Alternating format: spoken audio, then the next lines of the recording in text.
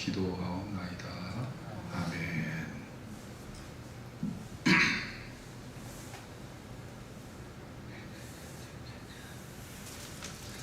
어느 교회에 소설을 쓰는 여자 집사님이 계셨습니다. 이분이 아주 정신력이 아주 강한 분이셨는데, 글을 쓰고 또 자기의 인기를 유지하는 일 외에는 전혀 다른 것에 신경을 쓰지 않았다고 합니다. 그가 쓴 소설이 꽤나 인기가 있었고 베스트셀러가 된 거예요. 그래서 자기는 그 인기 유지를 위해서 더 열심히 소설을 썼습니다. 그리고 돈도 꽤나 많이 벌었습니다. 그러나 그는 그 돈을 가만히 놀려두지 않고 계속해서 부동산 투자까지 했어요. 그래서 재산을 증식해 나갔습니다. 그러다 보니까 여러 일에 신경을 쓰다 보니까 이 몸이 견뎌낼 재간이 없었습니다. 결국 몸이 이상이 생겨서 병원에 가서 종합검진을 받아보니까 뜻밖에도 간암 말기라는 진단을 받게 됩니다. 그는 의사가 자기의 남은 삶이 3개월밖에 남기지 않는다는 것을 얘기를 하게 된 거예요. 시한부 인생의 판정을 받은 거죠. 병원에서 집까지 일부러 천천히 걸어오면서 그는 인생의 처음으로 자기의 지나온 전 인생을 돌아보게 됩니다. 그리고 솔로몬이 전도서에서 썼던 말, 헛되고 헛되며 헛되고 헛되니 모든 것이 헛되도다. 이 말씀이 가슴을 사무치게 자기의 마음에 느낌이 오는 거죠. 그동안 살아왔던 모든 삶이 헛되게 느껴졌어요. 집에 도달을 했는데 그저 그냥 눈물만 나옵니다.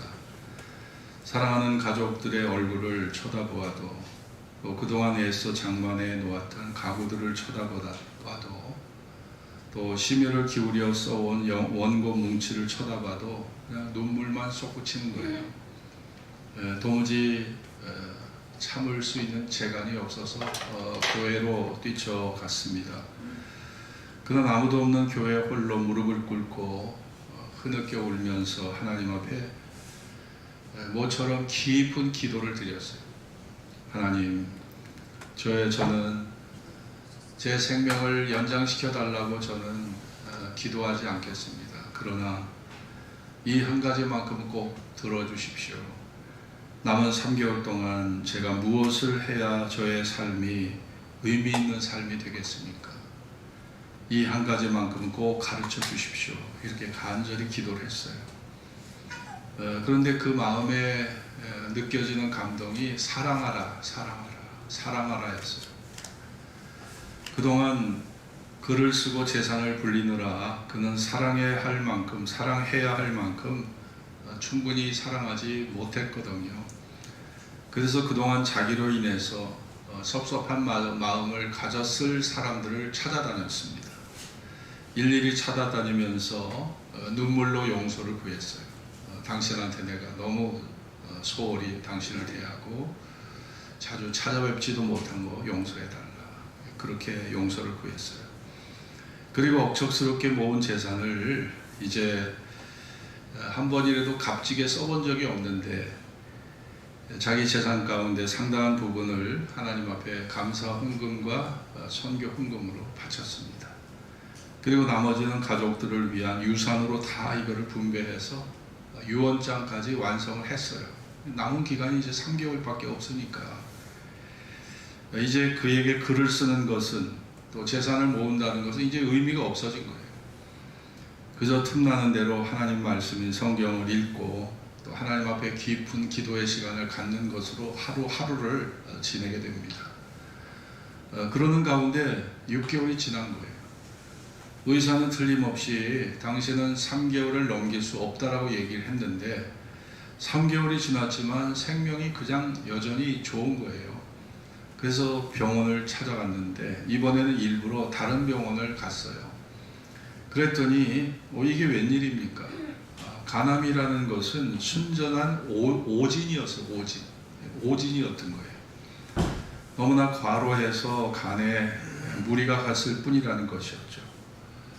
휴식만 취하면 충분히 회복될 수 있다고 병원의 의사가 알려줬습니다. 그 소식을 듣고 구역장님이 찾아오셨어요. 아니 집사님, 그동안 얼마나 억울해요? 어디 가서 이 보상 받습니까? 그러면서 얼마나 당신 그동안 억울했냐? 3개월 시한부 인생 산다는 그 말에 얼마나 숨죽이고 살았냐? 이 얘기죠. 그런데 이 집사님이 구역장님 아닙니다. 저는 제 생에 있어서 지나간 3개월처럼 의미 있고 값진 삶을 저는 살아본 적 없습니다. 앞으로도 저의 남은 생이 얼마일지 몰라도 저는 언제나 시한부 인생을 살고 싶습니다. 이렇게 대답을 했다고 합니다. 사랑하는 성도 여러분, 우리도 알고 보면 다 시한부 인생 사는 거예요.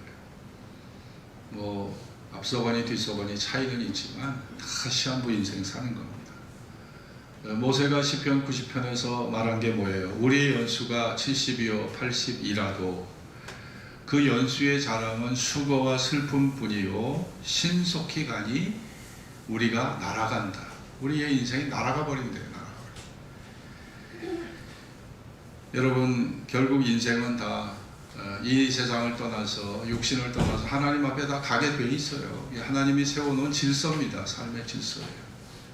그런데 그럼에도 불구하고 우리는 마치 이 세상에서 그냥 영원히 살 것처럼 살잖아요. 풀의 꽃처럼 잠시 있다, 화려하게 있다가 시들어버릴 인생인데 우리 그거 모르고 그냥 영원히 살 것처럼 완전히 착각에 빠져 살잖아요. 그러기 때문에 하나님 우리에게 틈틈이 시험을 주시는 거예요. 야, 너 정신 차려. 너 여기 영원히 머물 곳 아니다. 너 어차피 여기 떠나서 내 앞으로 와야 돼. 하나님이 우리 둥지를 계속 흔드시는 거죠. 여러분, 우리가 건강하고 부유하고 모든 일에 형통해서 잘 모든 것이 풀려나간다면 하나님 앞에 우리 자신을 드리지 못할 거예요. 병들고 가난하고 모든 일이 어려움에 처할 때 우리가 하나님을 비로소 찾게 됩니다. 위기를 만나야 찾게 돼요. 인간은 참. 평소에 기도가 잘 나오지 않아요. 위기를 만나면 그 위기에서 나를 건져달라고 기도할 수밖에 없는 존재가 인간입니다. 질병과 사고와 또 직장의 실직과 또 어려운 난제 앞에서 우리는 무릎을 꿇을 수밖에 없는 거죠.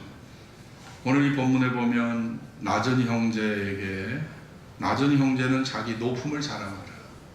나전 형제 자기의 노품을 자랑하라.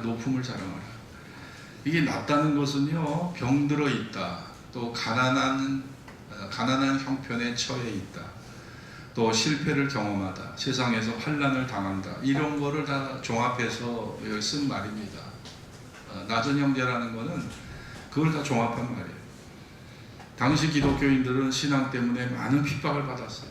우리가 2차 대전 당시에 유대인 사람들이 히틀러를 찬양하면서 다 하이 히틀러 하면서 히틀러를 그렇게 찬양하고 노래했듯이 이 당시에도 가이사를 섬겼거든요.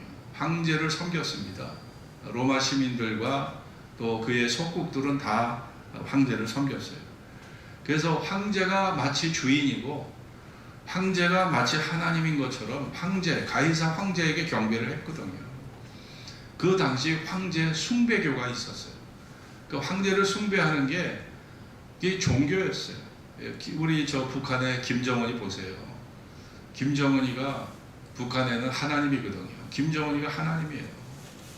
김정은이를 하나님처럼 섬기고, 그리고 하나님을 믿는 그 기독교인들은 아주 철저하게 기독교인들을 죽이고 탄압하고 아주 싹을 아주 틔우지 않도록 하지 않습니까? 여러분, 오늘 기독교인들은 가이사를 왕으로 섬길 수 없었고 하나님으로 섬길 수 없었기 때문에 오직 우리 주는 오직 그리스도만이 우리의 하나님이고 그리스도만이 우리의 주이십니다라고 고백을 했어요. 그랬기 때문에 그들은 재산을 몰수당했습니다.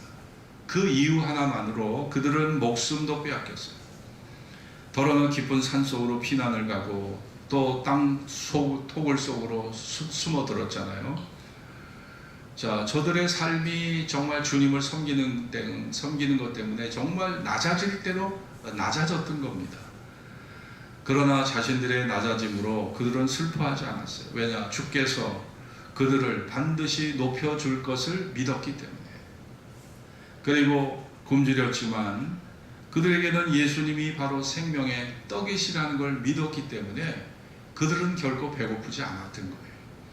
그들은 매우 목말랐지만 예수님이 저들에게 생수의 근원이 된다는 걸 믿었기 때문에 그 목마름도 견딜 수 있었던 겁니다. 그들은 세상에서 사람들에게 버림을 받았지만 하나님이 자신들을 영접해 주실 것을 믿었기 때문에 그들은 그 고독감도 이길 수 있었습니다. 그들은 이 땅에서 집 한 채 없는 가난한 그런 빈 털터리요, 그리고 거리의 노숙자들이었지만 하늘나라에서 영원한 아버지의 집이 예비되고 있다는 걸 믿었기 때문에 그들은 결코 절망에 빠지지 않았던 것입니다. 그것이 바로 초대교회 성도들의 신앙이었어요. 고린도후서 6장 9절에 보면 너희가 무명한 자 같으나 유명한 자요, 죽은 자 같으나 보라 우리가 살고, 징계를 받는 자 같으나 죽임을 당하지 않고, 근심하는 자 같으나 항상 기뻐하고, 가난한 자 같으나 많은 사람을 부유하게 하고, 아무것도 없는 자 같으나 모든 것을 가진 자로다. 자, 우리 한번 따라해 봅시다. 아무것도 없는 자 같으나 모든 것을 가진 자로다. 자, 이게 뭐예요? 그리스도인의 실상이에요. 실상. 예, 실상입니다. 여러분, 허상은요, 헛개비가 잠시 우리 눈을 잠시 착각에 빠지게 하지만 그거는 실상이 아닌 거예요. 그러니까 우리는 허상을 붙잡는 것이 아니라 실상을 붙잡고 살아가야 합니다. 이 세상에 살아가는 모습은 이건 허상입니다. 실상이 아니에요. 실상은 하나님이 주실 보상, 하나님이 주실 결과, 하나님이 완성하실 하나님의 나라, 말씀에 약속된 그 약속의 진실이야말로 이게 실상입니다. 근데 이 세상은 뭐 성공하는 것 같은데 얼마 후에 실패하고, 높아지는 것 같은데 미끄러지고, 행복한 것 같은데 어느 순간에 절망에 빠지고. 자, 이 세상은 참 너무나 변덕스럽고 가변적이라 세상의 진실을 우리가 실상이라고 말하기가 어려운 거예요. 그러나 하나님의 약속은 실상입니다. 이 약속은 지켜질 수 있는, 하나님의 전지전능한 능력으로 지켜질 수 있는 말씀이기 때문에 이것이야말로 진정한 실상이고 내가 절대적으로 가슴에 품을 수 있는 그런 약속이라고 생각합니다. 이탈리아의 성자 성 프란시스, 그는 이탈리아 아시시의 부유한 상인의 장남으로 태어났어요. 젊은 시절에 칼로 싸우는, 승리하는, 전쟁의 승리자, 그런 기사를 꿈꿨어요. 그런데 그에게는 문학적인 재능도 있었고 그러기 때문에 아주 대단히 젊었을 때 호탕한 삶을 살았습니다. 그런데 전쟁에 참여해서 전쟁을 하다가 포로로 잡힌 거예요. 프란시스가 거의 죽음의 직전까지 내몰립니다. 그러다가 가까스로 그 죽음의 현장에서 살게 되고, 그런 과정에서 그리스도를 이 프란시스가 만납니다. 하나님의 은혜로 다시 아시시로 돌아왔어요. 그리고 그는 어떻게 하면 내가 받은 은혜를 보답할고, 하나님의 은혜를 어떻게 내가 보답하며 살을까를 생각하다가 스스로 자기를 낮추며 아주 청빈한 삶을 살았습니다. 자기의 재산을 다 팔아서 가난한 자들에게 다 나눠줬어요. 남은 것은 담보로, 그 담보로 한 벌밖에 남기지 않고 다 가난한 자들에게 나눠줬어요. 내가 지금 생명을 유지하고 이 사는 것이 이게 은혜이기 때문에 그는 자신의 담보롯 하나, 새끼로 허리띠를 맨 담보롯 한 벌 남기고 다 가난한 자리에 나눠준 거예요. 그리고 가난한 사람들과 똑같은 삶을 살면서 위로받기보다 위로하고, 이해받기보다 이해하고, 사랑받기보다 사랑하는 삶을 살기를 원했습니다. 주를 위해서 낮아질 때 주님이 나를 높여 주실 거라는 그 진실한 약속을 믿고 청빈한 삶을 살았던 사람이 바로 아시시의 프란시스예요. 그래서 그는 지금도 성자로 지금도 추앙을 받고 있습니다. 여러분, 낮은 형제는 자기의 높음을 자랑하라.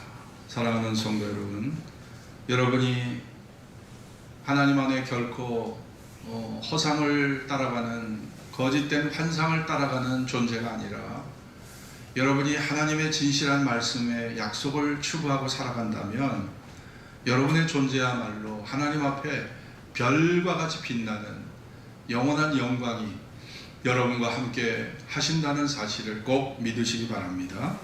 또 이 본문을 보면 부한 형제는 낮아짐을 자랑하라. 부한 형제, 부한 형제.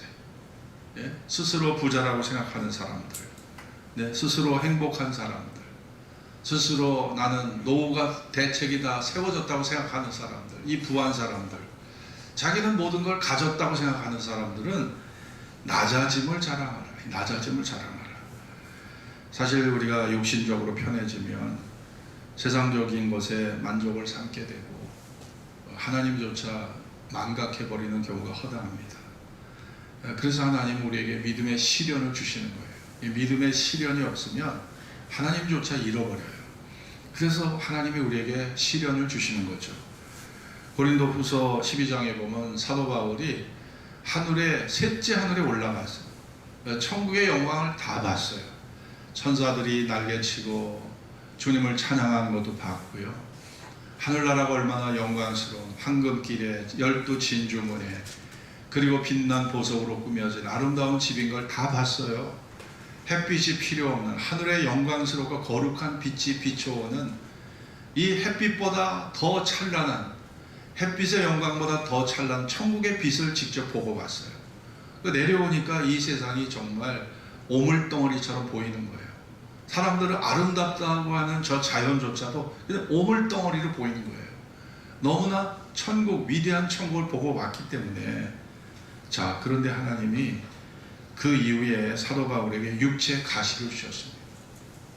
이 가시가 떠나가기를 3번이나 기도했어도 가시가 여전히 그 몸에 남아있는 거예요.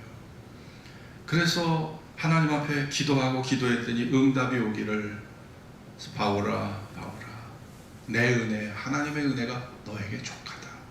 이는 내 능력, 하나님의 능력이 약한 데서 네가 온전해질 수 있어. 하나님의 능력이 약한 것이 오히려 사도 바울을 온전하게 한대요. 그래서 사도 바울이 그걸 받아들였어요. 그리고 오히려 자기의 약한 것을 자랑하는 자가 됐습니다. 자랑하는 자가 됐어요. 여러분, 제가 이렇게 조사를 해보니까 세계보건기구 WHO에서 조사한 바에 의하면 전 세계에서 희귀병, 희귀질환이 몇 종류인 것 같아요, 여러분? 희귀질환이 6,000종류, 6,000종류. 사도 바울도 육체의 가시를 가졌다고 그랬는데 이것도 희귀병이에요, 희귀병. 뭔지 몰라요. 어떤 건지, 뭐 간질병인지, 뭐 암질환인지 몰라요. 그런데 이 희귀병이 그에게 있었던 거예요. 이게 세계 희귀질환이 6,000종류더라고요. 이 희귀병에 걸린 사람들은요, 매우 드물기 때문에 치료 방법이 매우 어려워요. 그리고 사용되는 약이 상상을 초월할 만큼 비쌉니다. 약이 너무너무 비싼 거예요. 그러니까 요만한 뭐 이렇게 약물 하나가 2천만 원, 3천만 원씩 해요. 왜냐? 이것을 대량 생산을 못하기 때문에 희귀질환의 사람들은 이 대량 생산을 못하기 때문에 소량으로만 약품회사에서 이걸 만들기 때문에 이 약이 비쌀 수밖에 없는 거예요. 조그만 한 병에, 주사약 한 병에 2천만 원, 3천만 원이에요. 여러분, 샤르코 마리투스라는 병이 있어요. 이 희귀 질환 중에 운동 감각 신경에 이상이 생겨서 주로 팔다리 근육이 점점 위축이 되고 이게 다 기형이 되더라고. 손발이 이게 기형이 돼. 이 손가락이 막 이렇게 기형이 되고 발가락이 기형이 되더라고. 힘이 떨어지고 증세가 심해질 경우 정상 보행이 어려워요. 휠체어를 타고 다녀야 할 만큼 일상생활이 어려운 거예요. 근데 이 병에 누가 걸린 줄 아세요? 삼성의 고 이건희 회장 이 병에 걸려 있었어요. 호텔 그의 딸 맏딸이 호텔 신라 이부진 회장이 이 희귀병에 걸려 있습니다. 이 유전병이에요. 또 CJ 그룹 삼성 이건희 회장님의 형님이 누구예요? 네?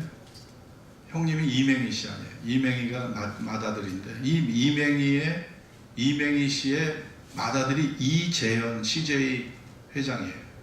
이 사람이 이 병에 걸려 있어. 부회장이 누구냐? 이재현 회장의 누님이 있어.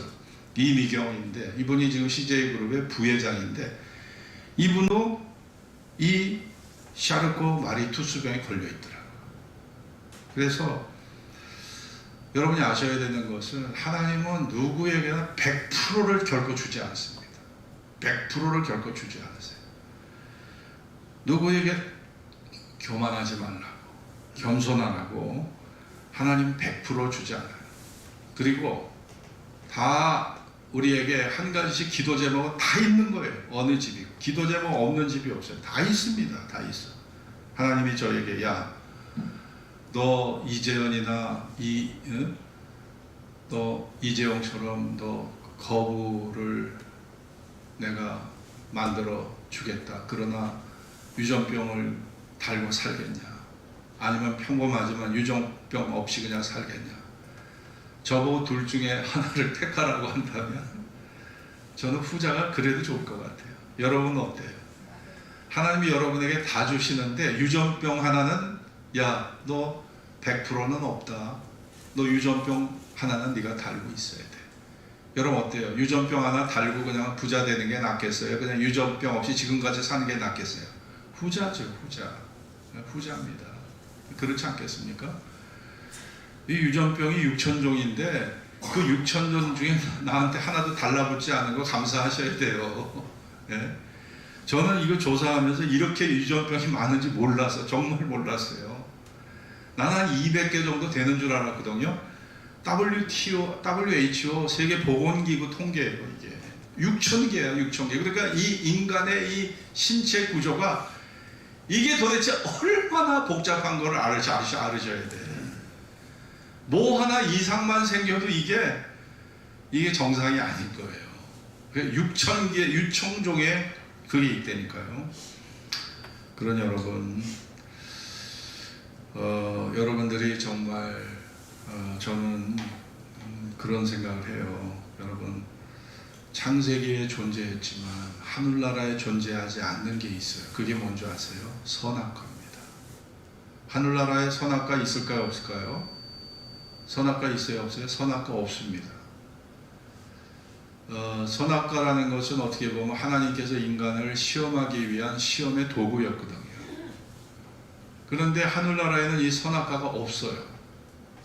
이 선악과가 하늘나라에 없기 때문에 하나님은 우리에게 이 선악과와 같은 시험을 갖다가 이 세상에서 하나님께서 충분히 하게 하시는 거예요.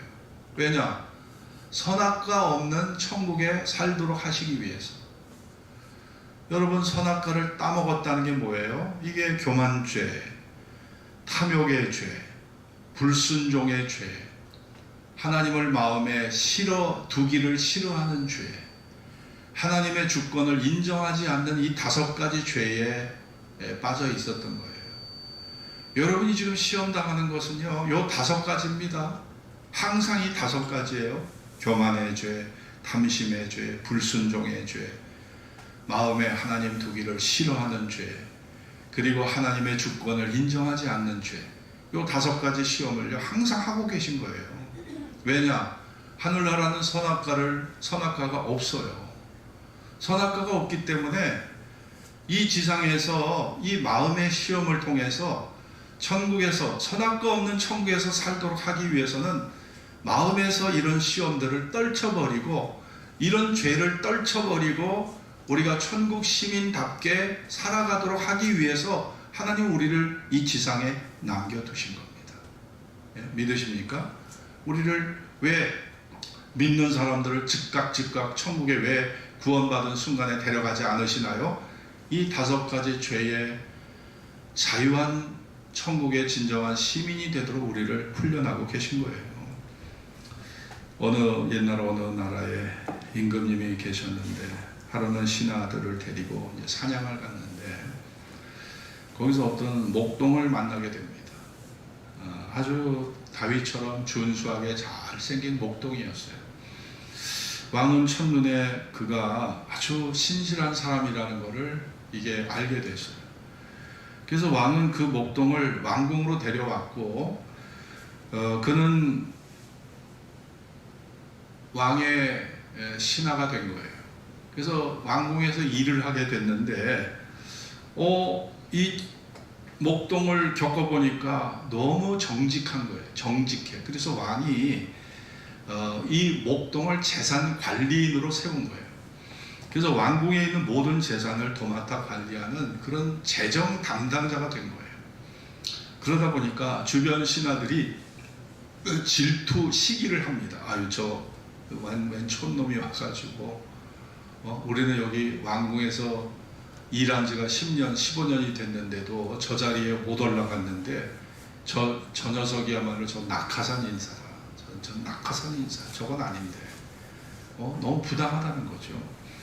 그러면서 어떻게든지 꼬투리를 잡아서 흠집을 내서 쟤를 갖다 낙마시키려고 주변 사람이 다 그렇게 시기 질투에 빠진 거예요. 근데 왕궁의 모든 재산 혼자 관리하고 있으니까 사람들이 그렇게 시기를 하는데 살펴봐도 흠잡을 데가 없어요. 이 목동이. 그런데 딱 한 가지 이따금씩 하는 이상한 행동이 있었어요. 그건 뭐냐면 왕궁 꼭대기에 이 창고가 하나 있는데 그 창고를 비밀 창고로 삼아서 아무도 모르게 가끔 그 창고에 이 목동이 올라가는 걸 사람들이 지켜보고 그것을 발각을 한 거예요. 그래서 창고 열쇠를 또 다른 사람에게 절대 주질 않는 거예요. 그래서 주변 사람들이 이 목동을 시기하는 사람들이 왕에게 고자질을 했습니다. 왕이시여, 당신이 신임하는 저 목동, 그 목동은 당신 몰래 왕궁의 재산을 갖다가 이렇게 자기 착복을 해가지고 그렇게 해서 지금 왕에게 손해를 끼치고 있으니 조사해 보시면 다 나올 겁니다. 그리고 왕에게 고자질을 했어요. 왕은 그 소리를 듣고 조사를 명령했습니다. 그래서 이제 조사를 하게 됐어요. 왕궁 꼭대기에 있는 비밀 창고의 문을 딱 열게 했어요. 그런데 사람들은 거기에서 현금과 현금 따발과 금은 보화가 나올 줄 알았는데 거기에 보면 텅 창고가 비어있고 한쪽 구석에 낡아빠진 조끼 한 벌과 너덜너덜한 장화 한 켤레가 딱 놓여 있는 거예요. 왕은 이 보고를 받고 그 목동을 불렀습니다. 자네, 그대는 어찌해서 그 보잘것없는 것을 보물인 양 숨기고 그것을 깊은 곳에 왜 감춰두었나?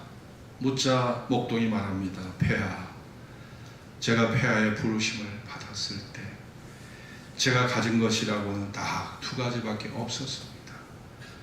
저도 사람인지라 때로는 폐하의 은혜를 잃어버리고 제 마음이 높아지려 할 때가 있습니다. 그럴 때마다 저는 그곳에 가서 그것들을 바라보면서 다시금 폐하의 은혜를 생각하고 제 마음을 스스로 낮추곤 했습니다. 그것도 잘못인가요? 그것도 죄인가요? 그 소리를 듣고 왕은 얼마나 이 목동을 의심했던 자기를 자책했는지 몰라요. 왕은 그 목동이 그렇게 목동이 간직했던 그 남루한 옷과 장화 한 켤레를 나라의 보물로 영구토록 보존하라는 명령을 내려줬다고 합니다.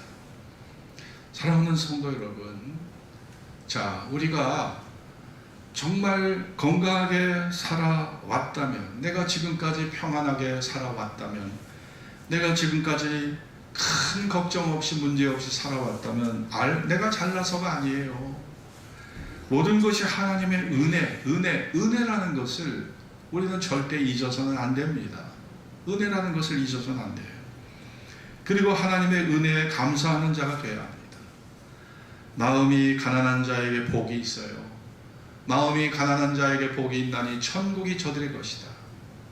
내가 늘 내 자신을 낮추고 내 마음을 겸손케 하고 겸손케 하는 것, 이것이 여러분의 영광이고 그것이 여러분이 복받을 그릇으로 자신을 세워가는 아름다운 기준이라 믿습니다. 부한 형제는 자기의 낮아짐을 자랑하라. 부한 형제는 자기의 낮아짐을 자랑하라. 모든 것이 하나님의 은혜인 줄 알고 우리가 겸손히 살아가는 이것이 바로 여러분에게 큰 축복의 미래를 가져오는 바로 축복의 비결인 것을 믿습니다. 이런 은혜가 여러분에게 있어지기를 주의 이름으로 축원합니다. 기도하겠습니다.